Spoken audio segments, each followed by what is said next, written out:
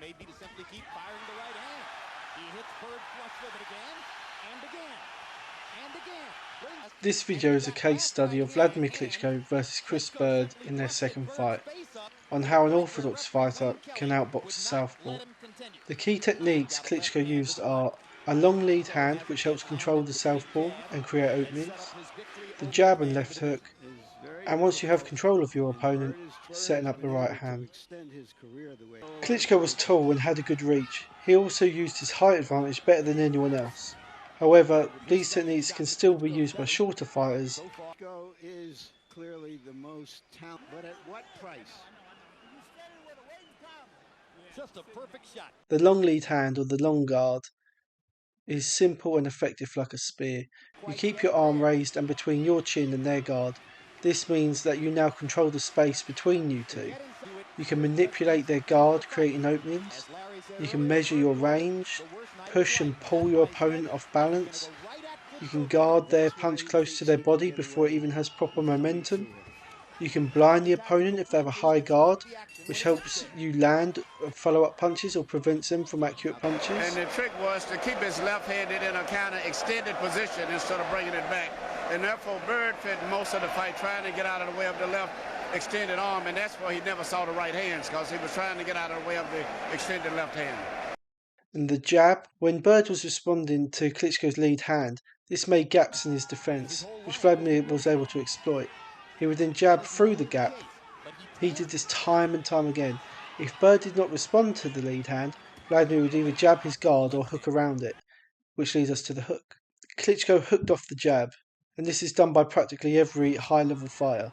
It adds variety to the jab, which makes both the jab and the hook more likely to land, as they are less predictable, and adds more offensive options and feints.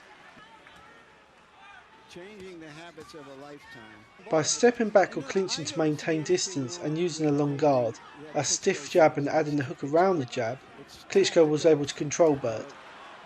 Byrd was using his own lead to try and get around Klitschko's. This effectively has taken Byrd's right hand out of the equation. Klitschko is now fighting a one-armed fighter. The right hand. When talking about the right hand, we first have to go over foot positioning and angles. The first thing you hear when fighting southpaw as an orthodox fighter is you want your left foot on the outside of their right foot. So you step left as you jab. This makes a perfect angle for the right hand. It also makes the angle difficult for their left hand. You can also pivot out where you are safe, and you can reset or use a position to land safe punches.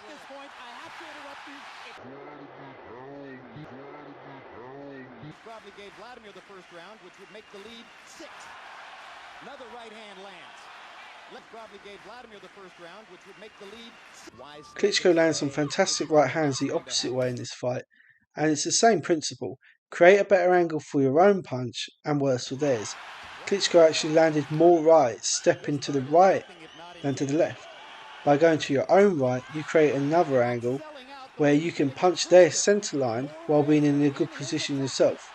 However, you would be in a safer position when going to the left rather than the right when you attack. Wise skeptics say it's probably not going to happen. Right hand by Klitschko. Klitschko's right hand is as straight as they come. He managed to land these devastating right hands because Wladimir was able to control the fight, and when Byrd focused on his jab and left hook and long lead, you can see Byrd's face was not expecting the right hand. And his body language here is he's bitten off more than he can chew. Klitschko's strategy was absolutely perfect for this fight, and it's a perfect example of how something so simple as an extended arm can completely nullify an opponent's offense. Good footwork can set up the right hand and make an easy fight.